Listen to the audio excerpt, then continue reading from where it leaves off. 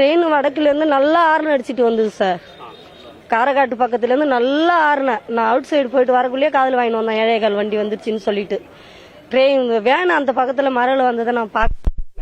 அதுக்கப்புறம் நான் வீட்டுக்கு போயிட்டு கால் கழிட்டு ரோட்டு பக்கமாக வந்தோம். எல்லாம் வேடிக்கை பார்த்தாங்க. டமான்னு சத்தம். போயிட்டு பார்த்தா அந்த வேனு கிடந்தது. ஒரு தம்பி வேன்லேருந்து ஏந்து நல்லா நடந்தான். ஒரு பாப்பா கீழே கிடந்துச்சு.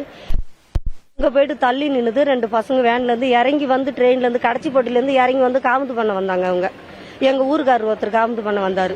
கரண்ட் ஷாக் ஆகிடுச்சு. நானும் அதில் போக வேண்டியவன். நான் தப்பிச்சு வந்துட்டேன். நான் காலை இப்படி தூக்கிட்டேன், சோத்துக்காலை. தண்டவாளத்தில் இருந்தபடியே நான் என்னாண்ட ஓடியான்ட்டேன்.